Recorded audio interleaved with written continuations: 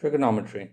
So the trigonometry is a method used to calculate the angle or sides of a right angle triangle, for which you need to know two pieces of information, either a side and a side, or an angle and a side.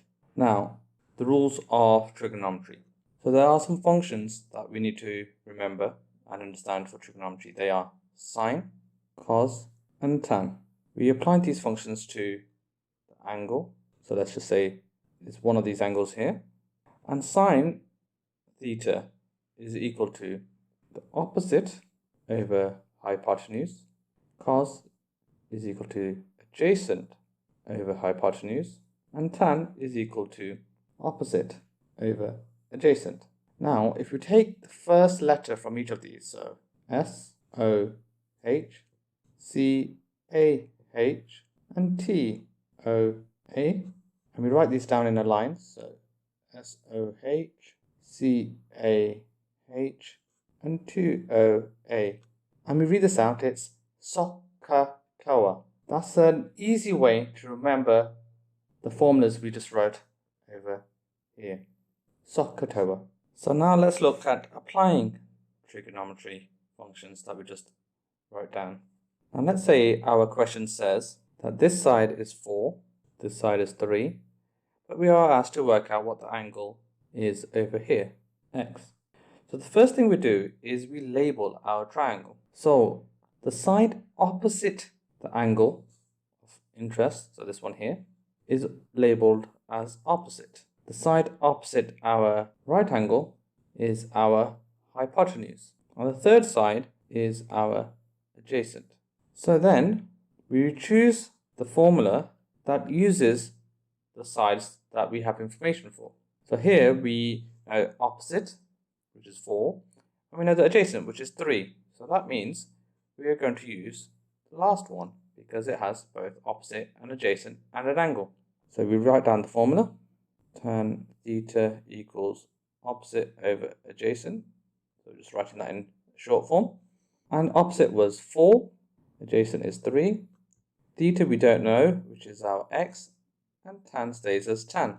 Now to get x on its own, we need to do x equals tan inverse of 4/3. Now it's important here to ensure that your calculator is in degrees mode. So in your calculator we put in 4 over 3.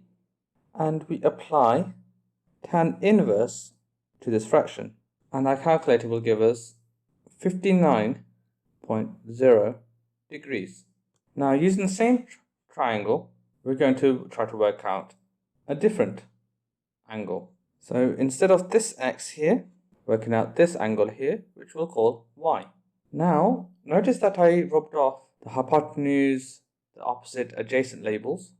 That's because we need to relabel this triangle because we have chosen to do a different angle. So now the side that's opposite the angle this time around is this one here. So this is opposite, so it's not adjacent anymore. The hypotenuse stays as hypotenuse because that's opposite the right angle. And then the third side is your adjacent, which is the side between the right angle and the angle of interest. So this time we are also interested in our two sides of opposite and adjacent, so we're going to use our tan formula again. Tan theta equals opposite over adjacent. We plug in our numbers, so opposite is 3, adjacent is 4, tan y. Now to get y on its own, we need to apply tan inverse of 3/4. We plug that into the calculator and we get 40.97 degrees. So this time, let's say we change the question slightly. And instead of knowing the 4 side on the bottom, we know the hypotenuse, which is 5. And now we are asked to work out this angle here. So again, we start with labeling our sides. So we have opposite, hypotenuse, opposite because it's opposite the angle, hypotenuse because it's opposite the right angle, and the third side is our adjacent. So this time, we know our adjacent and we know our hypotenuse. So that means we're going to use our cos formula. So let's write that down. So cos theta equals adjacent over hypotenuse. Plug in the numbers. So we have cos theta is x. So adjacent is 3 and hypotenuse is 5. So in our calculator we use our cos inverse and we did 3 over 5. And we get the same answer as before, 59.0. If we go to 2 decimal places, it's 0, 3 decimal. So now as an aside here, in the previous example we did tan inverse and here we've done cos inverse. Now the reason for doing that is essentially what we do is we apply cos inverse on both sides. Now this cancels with this one, so hence you're left with just x, and the cos inverse stays as it is, and we apply that with the calculator. Now let's look at another example, but this time we're going to remove the 3 and bring back the 4. And again we label our sides first, so opposite and adjacent. Notice these are the same, they're unchanged from the previous one. That's because our angle didn't change position. We still got the x in the same place, the top corner. But now, the 2 sides that we have information for is opposite and hypotenuse. It's the first one, the sine. So we write that down as sine theta equals opposite over hypotenuse. Plug in the numbers, 4 over 5, sine and x. So we apply our sine inverse on both sides, so we're left with x equals sine inverse of 4/5. And this gives us the same answer as expected, 59.03 degrees. Now the same logic could be applied for the other angle, y. The only difference really being that the labels at the beginning need to change, so this one becomes opposite, hypotenuse stays as hypotenuse, and the opposite changes to adjacent. And then we just need to make sure we pick out the right formula. Now let's look at another example. Now let's say this time, instead of trying to work out the angle, we are asked to work out the side. So let's say this angle here is known at 59 degrees, and we know this one is 5, and we're asked to work out what this side is, x.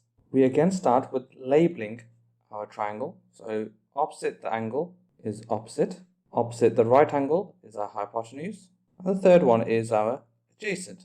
So the 2 sides that we have information for this time is adjacent and hypotenuse. So that's our second one, the cos formula. So we write cos theta equals adjacent over hypotenuse. And we plug in our information that we know, so we've got cos of 59 equals to adjacent, which is our unknown, x, over our hypotenuse, which is 5. So we have 5 times cos 59. We plug that into our calculator, and that gives us 3 rounded to 2 decimal places, as we would expect from our previous examples. We know that that side is 3 when our angle is 59. Now let's say we are asked to work out the opposite side. Let's call this y. Now as the angle is unchanged, our labeling of opposite, adjacent, hypotenuse doesn't change. So now we have opposite and hypotenuse as information. So that means we are going to use our first formula, the sine. So we write that down, and that's sine theta equals to opposite over hypotenuse. So we have sine 59, so plugging in the information we know. Opposite is y, and hypotenuse is 5. So we rearrange this, so we get y, 5 times sine of 59, and this gives us 4 rounded to 2 decimal places. In the same way, if we had given the value for this angle here, we could also use the same formulas to work out the sides, the unknowns that we have here, x, y, and 5. Now let's say we don't know the hypotenuse, and we are asked to work out what the hypotenuse is. So let's just call this z, and this is 59. And let's say we know one of these sides. In this case, we'll just say 3. Opposite is opposite the angle. Hypotenuse is opposite the right angle, and the third side is your adjacent. So in this case, it's the adjacent and hypotenuse we're interested in. So that's going to be our cos formula. So we simply write out our formula. Cos equals adjacent over hypotenuse. We plug in the numbers we know. Cos 59 equal to adjacent, which is 3, over hypotenuse, which we don't know. Let's just call that z. And then we simply rearrange. So we can times both sides by z. So we're left with z times cos 59 equals to 3. And then we divide both sides by your cos 59, which is just a number. And we're left with z equals 3 over cos 59, which is equal to 5. So here it was just a bit more algebra, just because the unknown was on the denominator, on the bottom of the fraction. But otherwise, the approach is just the same. You can download the application on Google Play or App Store, and you can visit our website mathslegends.co.uk.